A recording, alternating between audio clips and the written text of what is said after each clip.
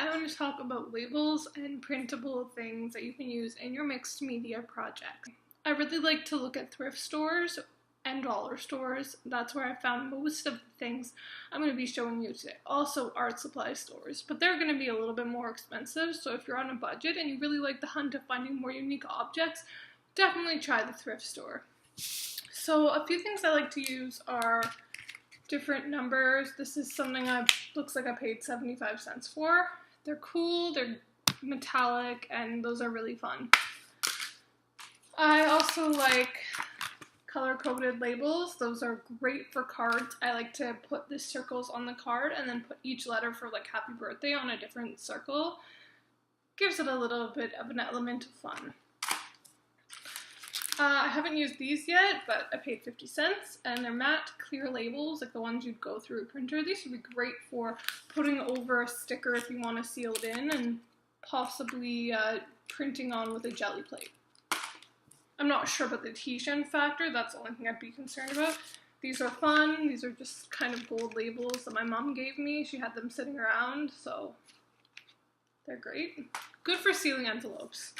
These are little labels that I got from the dollar store. They're called multi-use labels. They're little squares. They look like this. And so things I've done is, printing on them.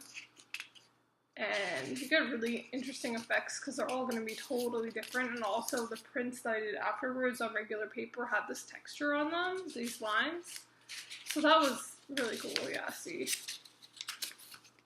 Really crazy looking. Also, I like to do the same thing, put those on cards, put the letters on the cards, put them on art journal pages. Really fun. They come in a few different sizes. You've got the bigger ones. You've got the tiny little guys. So those are great. Also, these tags are a lot of fun, just like gift tags. Fun for doing gifts, fun for just decorating. What else? These are from IKEA. They're date tags, so if you want to date like a card or your art journal, they're pretty cool. I haven't used them yet for anything. I'm sure I will at some point. There's also these Artemio papers. They're adhesive craft paper sheets, so I like to make little stickers or, jelly print on with some metallic paint. Those are great.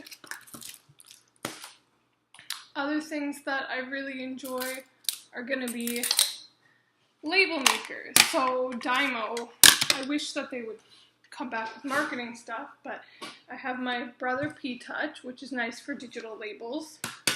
And then I have my manual clicky guys. So I got my Artemio one with an extra click wheel. I have my Dymo 1880. I got this guy off eBay. Comes with a couple of click wheels. One's kind of fancy script and one's uppercase, and I have the lowercase one on it right now. Then I have this one that I thrifted, really heavy duty. The only thing is the tapes that you can get for these aren't that adhesive, so I'd probably recommend using a piece of double-sided tape underneath just to reinforce it. Other things that I really like are older Avery products that I found thrifting. So this is a starter kit, and it actually has cassette tape labels, and those are super cool shape that you definitely wouldn't be able to find now unless you're, ordering it or something like that. Possibly some people have some on eBay, I don't really know. I also found these thrifting, whole box of these. Now, a really fun thing to do is if you're trying to do some labels for like Christmas presents, you can jelly print right on these labels and then feed them through your printer. An example of that is when I made my business cards. So I jelly printed them and then I ran them through my printer. So they turned out really cool and super easy, super unique. Each card is going to be very different.